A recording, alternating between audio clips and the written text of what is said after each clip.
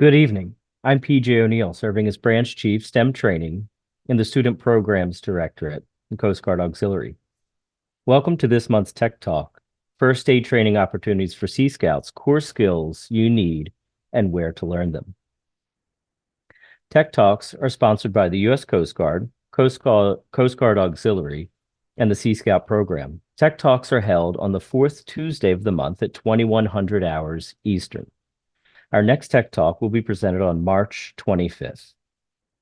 As a reminder, this Tech Talk is being recorded and will be posted to both the Sea Scout and AuxScout YouTube channels. Please like and subscribe to either YouTube channel and share with your shipmates, especially those who cannot join us tonight. The recorded Tech Talks make excellent training for your Sea Scout ship or auxiliary flotilla. So please spread the word so that you and your shipmates don't miss out on the excellent on-demand training. If you have any questions during the Tech Talk, please type them in the Q&A box. We will address the questions at the end of the presentation.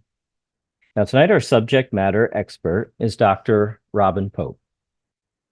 Chairs the Board of Directors of the American Canoe Association and is the director of the Auxiliary's B Directorate, which is RBS Outreach, Recreational Boating Safety Outreach. He has paddled countless miles on lakes, rivers, bays, and ocean, and has a lot of experience with Sea Scouts and with the Auxiliary. So to tell us more about himself and first aid training opportunities, I'd like to hand it over to Dr. Robin Pope. PJ, thank you. And thanks to everybody for being here tonight. In previous talks, I've focused a lot on boating safety and boating education, but tonight's talk is going to be more along what puts food on my table as a professional job and my work as a physician assistant. And what we'll be doing tonight is talking about some of the first aid opportunities that you might have and why you might need to have first aid. So we'll talk about some common boating-associated injuries, some treatment principles, talk about the equipment that you might put in your first aid kit, and then talk about some training opportunities to learn how to use that equipment. I want to emphasize that this program is intended to help prepare you to manage boating injuries, but it is not a first aid class. So go out, take a first aid class, take more than one, and learn how to provide care to the ill and injured. Tonight's talk is aimed at Sea Scouts, but it's really irrelevant to anybody that gets on the water, because all of us, when we're on the water, have the potential to be rescuers for each other, and it's important that we have some fundamental skills so we can do that. I'd like to start out with a little background information, and I like to make sure that people have a good understanding of the data that supports what we're doing. So if we look at boating accidents and injuries, in 2023, there were $63 million in property damage reported associated with recreational boating accidents. And there were many more accidents that caused no damage. There were 3,844 reported boating accidents, about 2,000 reported injuries, and 564 reported boating deaths. And there were about 90 million boaters in 2023. And the take-home message from this is that recreational boating is really very safe. But even so, accidents and injuries happen. So our goal is to be prepared for rare but sometimes devastating events. I said that we'll be talking about accidents that were reported, and it's worth understanding which accidents do need to be reported. Under federal law, 33 CFR 173, boating accidents involving numbered vessels must be reported when there's a fatality or a person is lost and presumed to be a fatality, when injuries that are requiring treatment beyond first aid occur, and essentially that means that you need to go to the emergency room or an urgent care or other healthcare facility as a result of the injury that occurred during your boating trip. If a vessel is lost, or if more than $2,000 worth of damage occurs as a result of the accident. So that might be damage to the boat, or it might be damage to the pier or something else. Some states do have rules that are more strict, and all states, to my knowledge, have rules about how quickly these reports must be made. Typically, a report involving fatality must be made as soon as possible, typically within 24 hours. Less serious accidents have a longer time to report. Each of us as boaters has the responsibility to know which accidents need to be reported, and to learn how to do that in your state, just Google how to file a boating accident in your state. Let's look at on a larger scale, what happens to recreational boaters. If we look at a time frame from 2014 to 22, and this is a data set looking at all of the states and territories in the US, but excluding California, Pennsylvania, and Texas. And I can talk about why that was later, but just accept that for now. Over those 8 years, there were 32,269 reported accidents involving more than 44,000 vessels, and about 10% of the vessels involved were lost, completely damaged. $406 million in property damage, nearly 20,000 injuries, nearly 5,000 deaths, and about 70% of those were due to drowning. When we look at the injuries that occurred, the chart here shows the list of all the reported injuries, the numbers of injuries that occurred, and the yellow ones are the most common. So simple cuts are the most common type of injury reported, followed by broken bones, followed by drowning. Concussions, scrapes, and bruises are also fairly common. If we look at some of the things that are much less common, shock and sudden medical conditions are rare. And the little asterisk there to indicate that, or to remind me that shock is reported as an accident or as a type of injury, whereas sudden medical conditions are reported as a cause of an accident or a type of accident. So there's a little bit different scale there. But really, the take-home message is that sudden medical conditions and shock and electrical shock are very rare, whereas more traumatic injuries and drowning are much more common. And that gives us an idea about what we need to be prepared to treat. Do remember that the injuries that we'll talk about tonight, this data, are injuries that were bad enough to be reported. So someone had to go to the hospital or an urgent care or doctor's office to get them treated. There likely are many more less serious injuries that occurred but were not reported. And that's okay. We're happy that they were not more severe, but we recognize that if we can care for these more serious injuries, we're likely to be able to care for the less serious ones as well. So let's look at some general principles. Anytime we're talking about accidents and injuries, the best thing to do is to never have the problem. So we want to prevent the problem. And ways that we can do that are through some strong planning. Our boating trip doesn't start when we get on the water. It starts well before we get there, when we check the weather forecast, when we check our boat and make sure that everything is in good working order. When we check the life jackets, as this gentleman is doing to his child here, make sure that everything is good condition with our personal protective equipment. When we're on the boat, we think about using good technique, remembering the idea that one hand for the boat, one hand for me is a way to be safe. We think about not dangling our feet over the bow so that we don't get dragged under the boat. And we use our personal protective equipment, which certainly includes our life jacket, but also might include things like a hat that the gentleman's wearing here to protect his head from the sun, might be sunblock or warm clothes. You know, the clothing that we wear on a hot day in August when the water is 85 degrees is completely different than what we might wear on a cold day in January when the water is barely above freezing. And all of this boils down to exercising strong judgment. We might want to go home today and not get on the water so that we can go out on the water tomorrow. When we start taking care of victims, of patients, we want to remember to protect ourselves, because on any accident scene, I am the most important person, and every person listening to this should be saying the same thing. Each of us should be the most important person to us. And even though that sounds fairly callous when we think about taking care of patients, if we get hurt while we're trying to take care of the patient, we go from having one patient and one rescuer to having two patients and no rescuers. So we want to avoid that horrible rescue math, make sure that we don't get injured or ill, that we don't make the situation worse. So part of protecting ourselves is making sure that we take a look at the scene safety. And if we're on water or around water, we need to recognize that a big part of this is not going underwater. We don't have gills. We get in trouble if we stay in the water for a long time. So making sure that nothing happens that makes the situation worse by putting a rescuer in the water unnecessarily is very important. It's also important to remember that we often get focused on our patients when we're caring for them and can ignore things that are going on around us. So maintaining that watch, knowing what's going on with the boat, making sure we know what's going on around us so that we don't let the situation get worse is very important. Part of personal protective equipment is vaccinations. Professional lifeguards can get a variety of vaccinations for bloodborne pathogens. That's something that we all should consider having. But really, the big thing is personal protective equipment, and that includes our gloves, such as the hand you see here.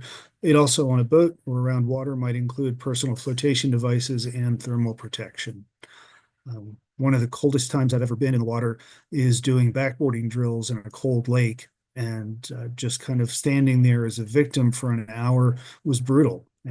So we want to remember that that's affecting us. We want to remember that those conditions are affecting our patients as well. We want to protect our patient.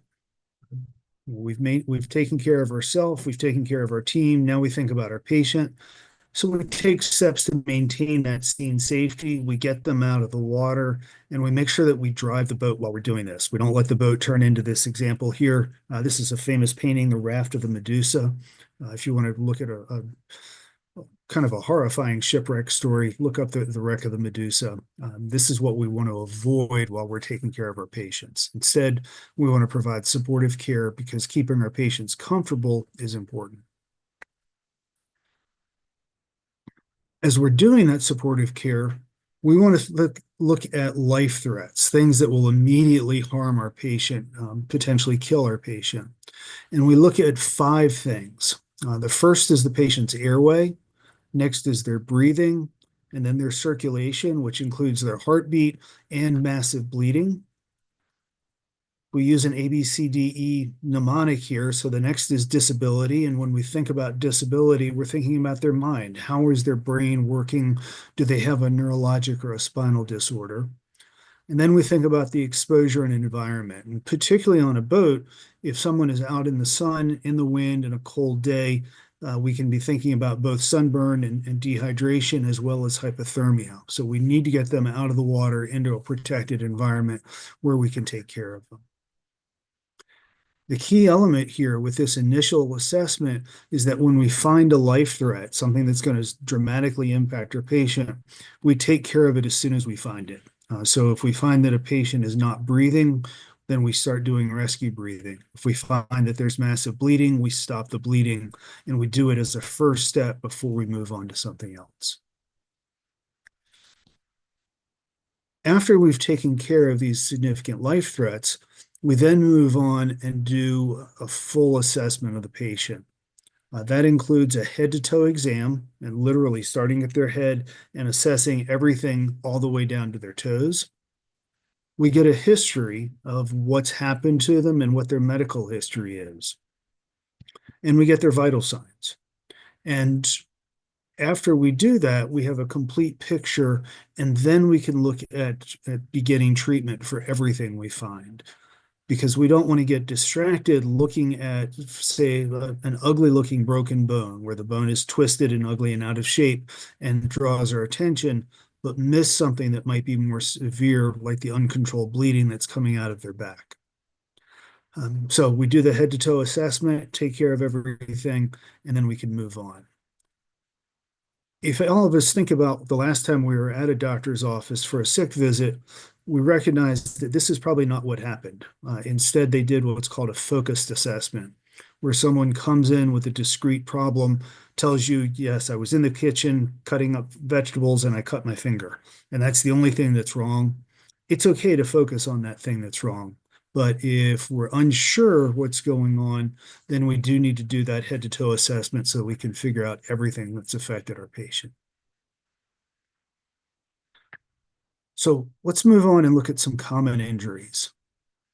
From that list that I showed earlier, the table These are the 10 most common injuries that are reported, and we're going to briefly look at each one, talk about some simple treatment principles, remembering that this is not a first aid class, this is just an overview, and then we'll look at some additional information on how to care for this in terms of training and equipment. So, cuts and scrapes, the most common thing we see. We want to prevent wherever possible. And part of that is using protective gloves. Part of that is using good behavior when we're around sharp instruments. If we're out clamming or removing barnacles from a boat, we're thinking about how to keep ourselves from getting cut. Making sure that you use good footwear when you're on the boat. If there's something sharp or exposed and we step on it, we're going to have trouble with our feet. Part of the prevention is making sure that those sharp things are not exposed. They're covered up and protected, or at a minimum, there's some type of warning so people don't step on them. Second thing is, as we're caring for these, we recognize that if it's wet and sticky and it's not ours, we shouldn't touch it. So we use personal protective equipment, starting out with non-latex gloves. If something's bleeding, we generally control it with pressure, get it clean as appropriate, put a dressing on it, and we always want to check to make sure that things work. So this is a gentleman's right thumb. We'd want to make sure that the thumb wiggled and that they could feel it afterwards. We want to think about evacuation. If this is a big wound, this wound is right over a joint, so it might actually involve a tendon or get down into the deep tissues of the hand. If it's an animal bite, if it's a grossly contaminated wound, so someone's out looking for oysters and it's a little muddy and they get a bunch of dirt and mud in their hand, that might be something that we evacuate for. Next thing is bruising. And bruising is simply blood under the skin, and it indicates damage to the underlying tissue. In general, for a bruise, we want to rest whatever's been bruised, consider putting ice on it, consider elevating it so that blood drains down towards the heart. And particularly for something like this ankle sprain, having some compression often makes it feel better. We do want to remember that bruising occurs because of something else. Something was hit, something was torn, so we need to look for and treat those other associated injuries. One of the associated injuries you might see is a broken bone. And you don't need to know a lot about interpreting x-rays to see that this is a broken forearm. You can see that both bones are broken about a third of the distance from the wrist up towards the elbow. The bones that are sitting there with the redness around them are not looking the way they should. We would expect that the areas over that might be deformed. They might be very tender, they might be swollen, and they often are bruised. So we want to splint these so that they don't move. And the general principles is we splint above and below the injury. If a bone is injured, then we splint the joints above and below. So in this case, the wrist and the elbow. If a joint is injured, we splint the bones above and below. And generally, we just splint it in the position we find it. We want to make sure those splints are padded well. And remember, splints are hard things that will protect the underlying injury. Even something like a rolled up magazine can work very well. Often malleable splints that are available in first aid kits work really well for this. I hope everybody recognizes that if this is what your arm looks like, you should go to the hospital and get that fixed. The next thing is drowning. And the first thing to do with drowning is get the subject out of the water. Consider what happened to them. Consider if there's a traumatic injury or something else that we need to deal with. And then we do CPR and rescue breathing as needed and as we're trained to do it. Remember that patients will often vomit if it's a drowning, and patients will almost always have watery foam, almost like soap bubbles, but not tasting anything like that, coming out of their mouth. If they vomit, we want to clear that airway out, and again, take a CPR class to learn how to do that. If you just see bubbles and foam, recognize that that is just a result of the drowning. We're not going to get that cleared out, and we just need to breathe through that. Next one is a concussion. And a concussion is defined as a minor brain injury. I spent a year running a concussion management clinic, and I was always careful to make sure patients understood that when you read this, people often look at minor and want to focus on that. I want you to focus on brain injury and recognize that a major brain injury is a very major, potentially life-threatening event. So a minor brain injury is still a pretty major injury. Concussions are associated with rapid head motion or deceleration, so you don't actually have to get hit in the head. One of the most impressive concussions I've seen a football player get occurred when they were hit in the chest. Their head whiplashed back and forth. They took 2 steps and collapsed to the ground unconscious. And they took them about a month to recover from that. Because a direct head impact is not required for a concussion, helmets do provide some protection for that head-to-head impact, but not anywhere near 100% protection. Concussions are often associated with headaches, confusion, loss of focus, eye pain, typically if they're looking at screens. So if anybody looking at the computer screen now with a concussion would probably not be comfortable. Nausea is very common, sometimes vomiting. When this happens to students, to Sea Scouts, often there's some significant difficulty dealing with school because you're very confused. It hurts to try to think. It takes a while to let things recover. And we tell people, if you would hurt your shoulder, we would have you rest your shoulder. A concussion is a brain injury. We need to let you rest your brain. While we're doing that, we want to treat other injuries. And in the acute phase, we want to get them into a position of comfort and avoid further injury. If you've got a Sea Scout or an auxiliary member or a family member who's had a concussion, they're done for the day. You can have significantly worse impact if you have a second concussion shortly after the first. So we want to get them out of that stressful environment and make sure that they're rested and well taken care of. If you spend enough time on the water, you're going to get hypothermic. So we want to recognize that and take steps to protect ourselves so it doesn't happen. And one way to do that is to stay dry, get out of the weather, and if we get wet, to dry off as well as possible and rewarm as well as possible. So you can see this group of people, person on the ground is cold. They've got him wrapped up in a sleeping bag, trying to get them warmed up.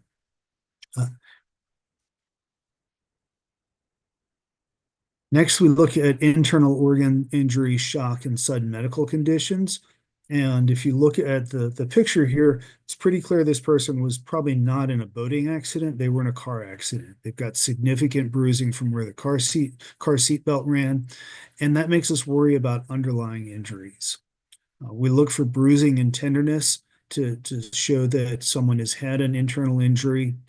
They may have changes in their level of consciousness. Their pulse might go up. They might start looking pale or gray, and they might start becoming sweaty. And all of those are signs of shock.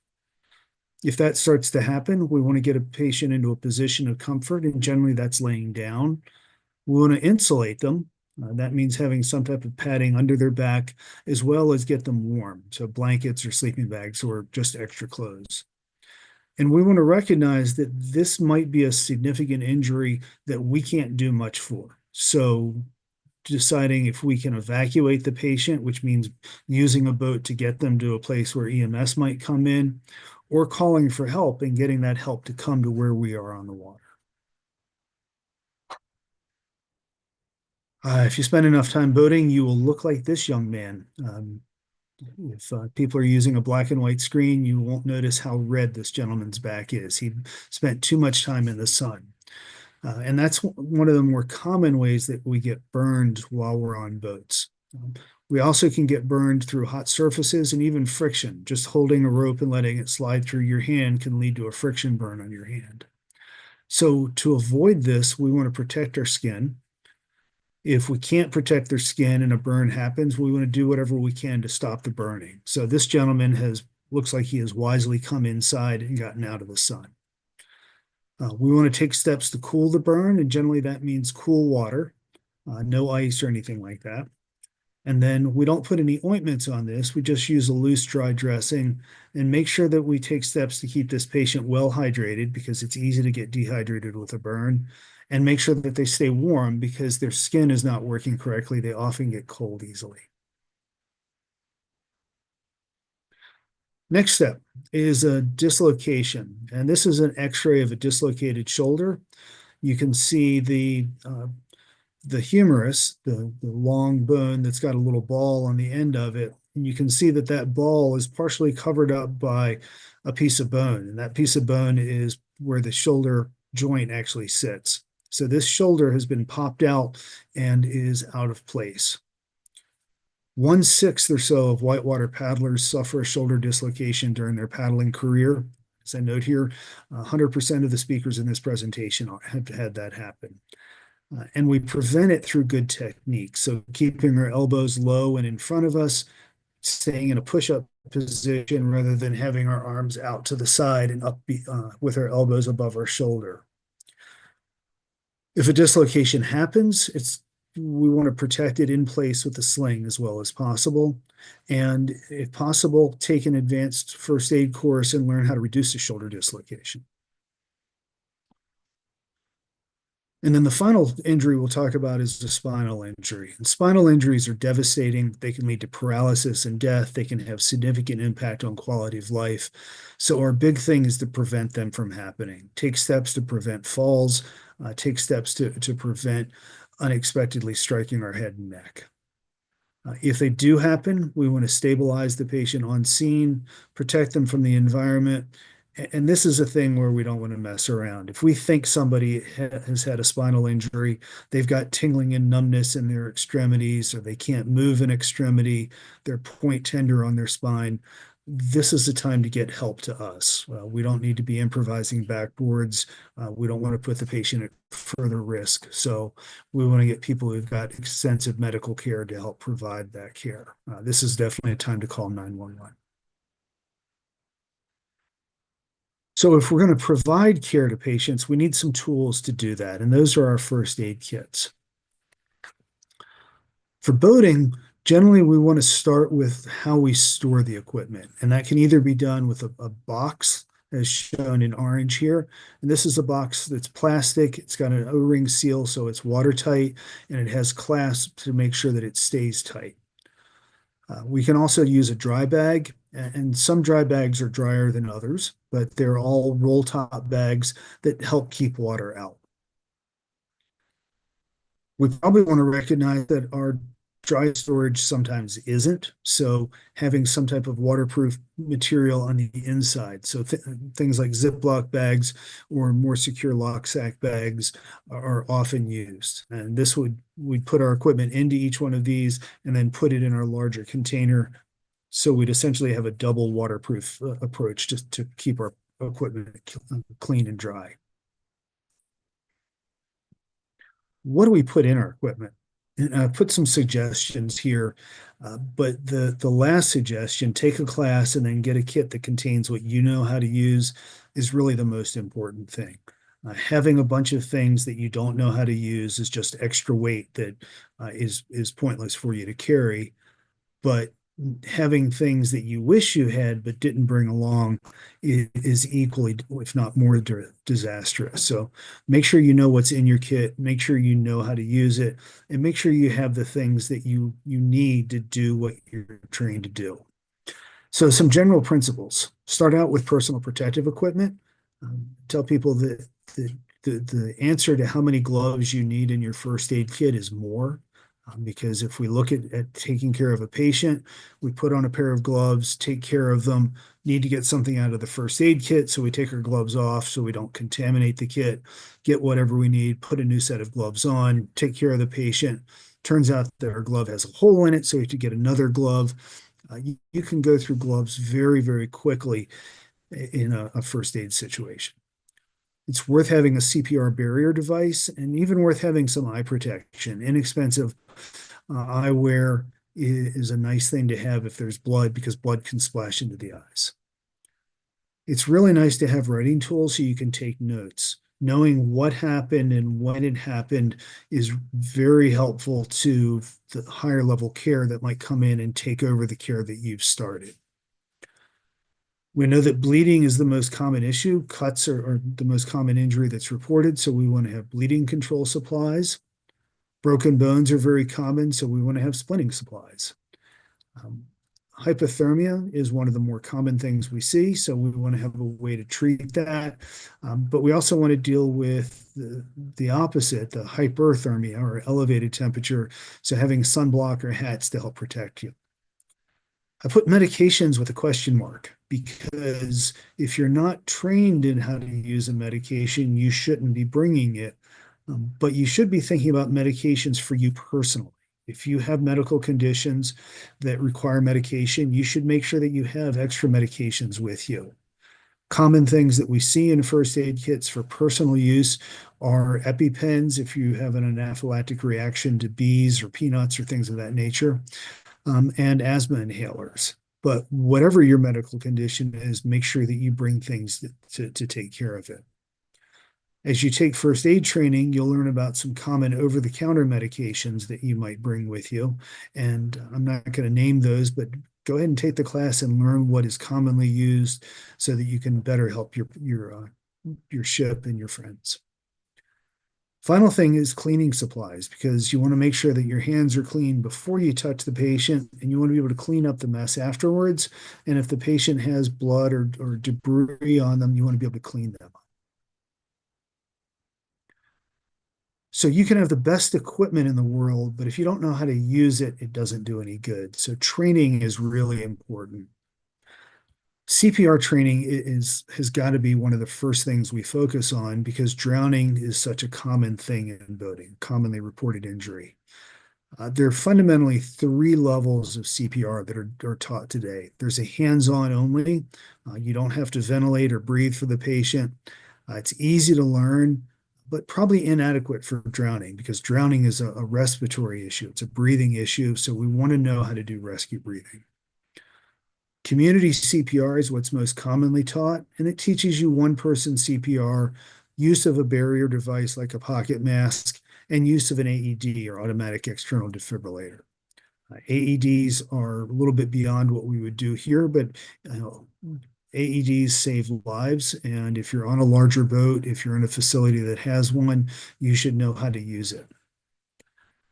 And then the highest level of CPR is basic life support. And this is what's taught to professional rescuers, nurses, doctors, EMTs, paramedics, firefighters, police officers, lifeguards, people who have a duty to act and may be acting as part of a team. So it teaches everything in community CPR, as well as rescue breathing, which is how we take care of someone who has a pulse but isn't breathing. Teaches how to do two-person CPR and to use some additional equipment. And one of the focuses is how do we integrate with more skilled medical teams? So if you're a lifeguard, how do you integrate with EMS when they show up? If you're a paramedic, how do you integrate with the emergency department when you bring patients in? Take-home message with this should be, though, that you have to include practice on a mannequin. There are online-only CPR classes where you never touch a mannequin, and that's like talking about how to dock your powerboat without ever actually getting in the boat. And then the final test is doing it in a 20-knot wind with a 4-knot current. We don't expect that you're going to be able to do that. It'd be like talking about kayaking, and then your final test, first time on the water, is being put on a class 4 river or being put out on the ocean on a small craft advisory. It's just not the way to go. So you need to include practice on a mannequin so that when you need to do it for real, you can. First aid. There are a lot of levels of first aid.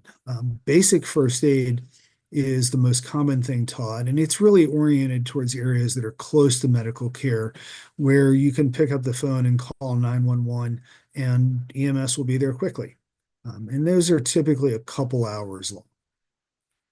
Advanced first aid is typically about a 20-hour class, and it's really aimed at a workplace environment where you might have a big warehouse or a big factory, and you need to expect that you'll provide care for some time before EMS gets there, just because they've got to navigate through a large workplace.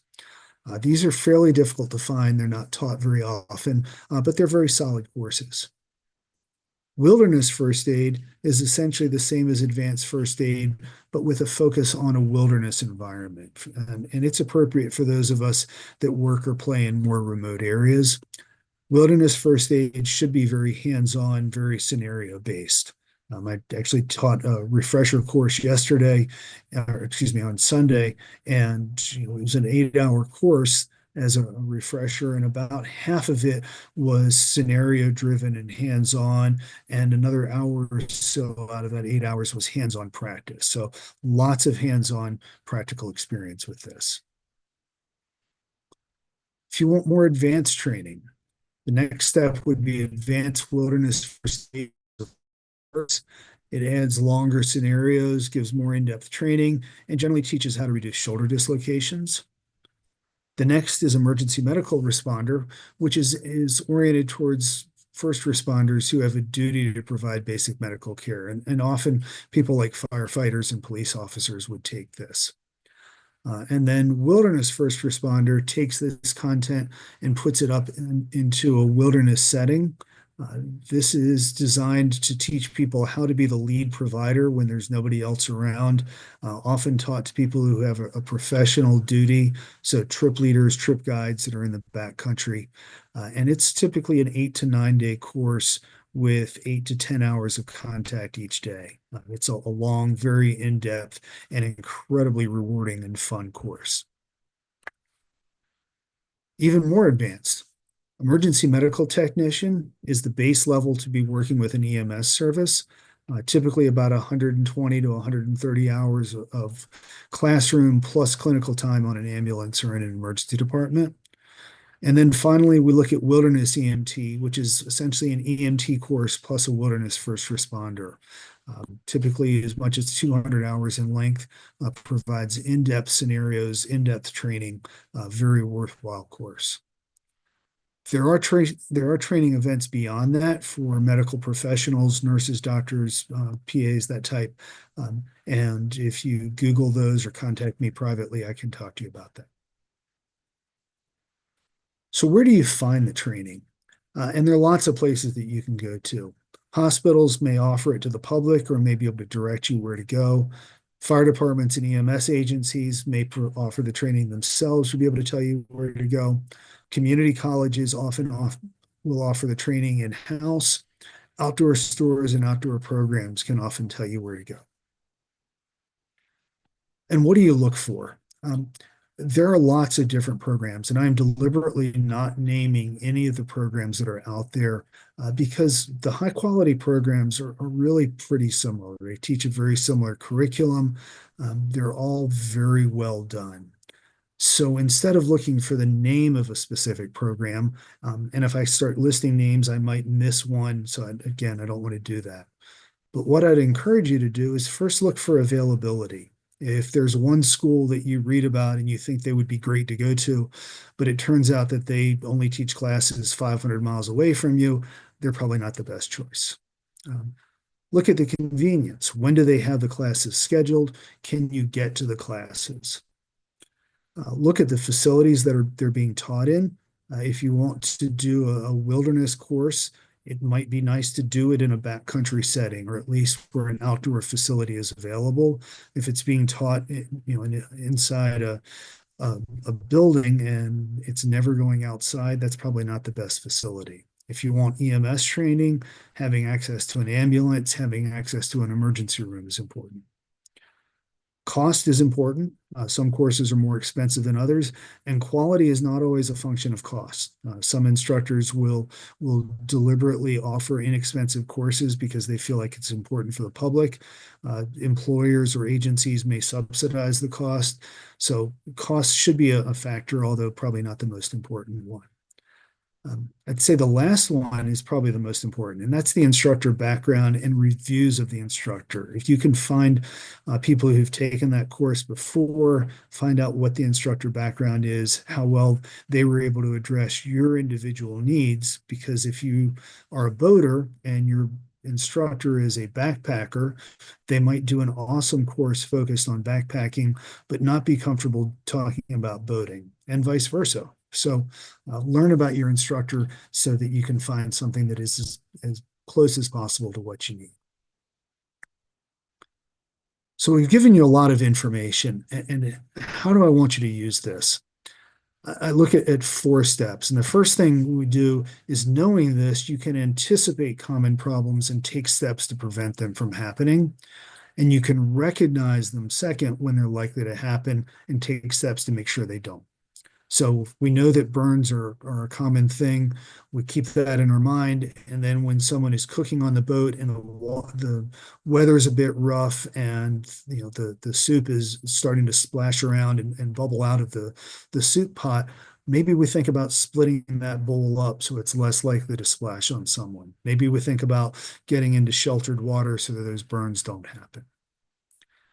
We then want to know how to manage the problems as they occur. So with this burn, knowing to cool it off as quickly as possible. And then what do we do to make the situation better after the problems occur? And then final take-home messages. Remember that boating is generally very safe, so get out in the water and have fun. Boating accidents are rare, and many of them can be prevented or treated. And we're all taught, Scouts, auxiliary members, friends of Scouts, we're all taught to be prepared. We know these things can happen, so take the time and make the effort to be prepared for them so that you can make a difference in somebody else's life and they can make a difference in yours. So thank you. I'd be happy to answer any questions. Well, thank you very much, Dr. Pope. If anyone has questions, you can put them into the Q&A box, and we'll relay them for answers. So a few questions to start off.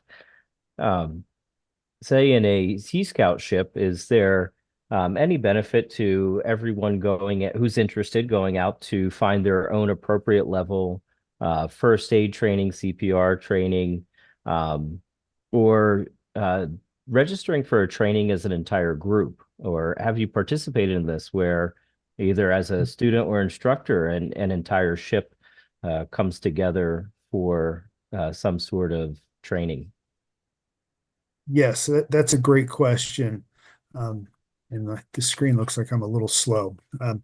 The advantage to doing training together is that you're on the ship, you're working together. It's a community team building effort, and you learn how to take care of each other. I'm a strong proponent of doing that. My local Scout troop right now is doing that, going through several weeks of individual training. The advantage to going out and getting additional training independently is that people can go and get as much training as they want.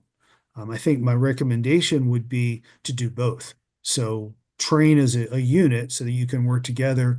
And then if there are a couple people that maybe have an interest in a medical career, they should go on and get extra training so that they can help out. Outstanding. We have a question from Rob. This might asking you to be specific. The question is, do you recommend any specific maritime advanced medical training for an already licensed paramedic? Yes. So maritime advanced medical training, already licensed paramedic. Yeah. Go to the Wilderness Medical Society's website, wms.org, and they have a long list of training opportunities. MEDSEA, MEDSEA, is a training program, but they also have what's called a diploma in diving and marine medicine, and it's a very in-depth program that looks at the training to be a dive medic and a maritime medic. Wilderness Medical Society also has a lot of just individual courses, hour-long, 2-hour-long video-driven courses that look at marine medicine. Okay. hopefully that answered your question, Rob. If you have any follow-up, you can just enter it there. Um, More maybe thinking of the Sea Scout ship, and of course this could be an auxiliary flotilla as well. In that unit, there's going to be mixed competencies. Perhaps in a Mhm. Sea Scout ship, you have a lifeguard who has quite a bit of training, and you may have members that have not taken any formalized training. Mhm. So, is there any part of planning where there should be at least knowledge of everyone's level of training, or is that up to, say, the adult leader? Just in case, say, you're on a paddling excursion, Mhm. that everyone in the group kind of knows who's trained into to what level. I think that's at a minimum part of the trip briefing, so that you get together and let's say you don't know everyone very well. You have a briefing and look at what you know. It's part of the boat orientation. Um, I think with a Sea Scout ship or an auxiliary flotilla, it's also part of the long-term development. So knowing that someone is a qualified medical provider at whatever level and getting them involved in the trip preparation. It's easy to put that on the adult leader. And my fear is that the adult leader is the one that needs the help. So, if they're the one that you're counting on and they're not able to help, nobody knows what to do. Right. This really should be a team effort because we're often in places where calling 911 is an option. We've got cell signal, we can get help, but it might be hours before help gets there. Oh, good point. We do have another question from Richard, which is really about scene management. Mhm. So he says, I'm often with a group of trained and untrained in first aid who jump on a patient trying to help, which does not assist the patient. So how do you manage the scene to be effective and efficient with care to the patient? Sure. And see, If that's a every, tricky yeah, situation. everyone jumps on the patient's terrified, they get trampled, that's no good. So what we like to do is have one person take charge. And if you're the person that takes charge, as long as you're not doing something awful, everybody else should let you take charge. And then the person that's in charge designates a care provider. In this situation where there are a lot of people who maybe don't have training, that person in charge might assign a security team whose job is to keep people away from the scene so that the care team can take care of them. You might be assigning people to set up a shelter, get a fire going, might even be assigned to start going through people's gear bags and pull out the first aid equipment. Um, it's difficult. It does work better if you have that discussion in advance and know who's got the training and kind of have a little bit of a plan to deal with common emergencies. All right, Richard, hopefully that was helpful. If you have any follow-up, you could put it in the chat or the Q&A box, that is. Um, there was one actually specific because we've been talking about team dynamics and training in these questions, but there was something specific that I saw when you're talking about cuts, and you had mentioned just an example of someone getting a deep cut maybe while oystering, and if there was mud or something that got into the Mm. cut, that you would Yeah. seek additional help. And I think it might bring up a good point that I'm sure you know more about. Living on the Chesapeake, I'd always hear about these cases from year to year of waterborne bacteria and someone getting Mhm. very ill from a cut that they had ignored, but some of the water Yes. has gotten into the cut and caused an Mhm. infection. And I think one of them was Yes. Vibrio, and I'm sure there's Yep. others. Yeah. Vibrio cholerae. Um, cleaning the wounds afterwards is really important. Soap and water is your friend. If it's a deep cut, it's worth going to the emergency room or to an urgent care, letting them anesthetize the wound, letting them pressure wash it with an irrigation syringe. If you look in the wilderness medicine literature, there are all sorts of unpleasant stories about people who step on shells or step on urchins and get a little piece of shell or urchin spine broken off in their foot and then get a chronic infection. There are horror stories about people getting contaminated water and then getting problems. So cleaning is really important. And if you're not able to do that well, or if you have doubts about the effectiveness of what you've done, evacuating to better quality care, higher quality care is important. I think it really speaks to your whole presentation and the general guidelines that it's all very important, and that Mhm. sometimes, well, not sometimes, but we have to address all injuries as, Yes, important, because they can escalate, whether yes. right there on the scene or in the future. Mhm. Great. And that's, in general, another general principle is if you start taking care of something and it starts getting worse, whether it's a stomach ache, a cut, a broken, something that may be a bruise or maybe a broken bone, if you assume or if you start working on the belief that it's one thing and over time the data shows that it's something else, don't stay fixed with your original treatment plan. Be humble and evacuate and get some extra help. And that's something that we do in the professional medical environment. We reassess patients all the time, and sometimes we find out we were wrong. Um, if you're humble and recognize that, then you are much more likely to do well. That's like being on a boat and you're on a particular tack and the wind shifts and you say, no, I know the wind shift, but I'm not going to change my tack. I'm not going to change the sail position. Doesn't work too well. Well, this is all great advice. I don't see any more questions, so I do want to thank you again for sharing your professional knowledge and your personal experience with us. This is excellent training for any ship or flotilla.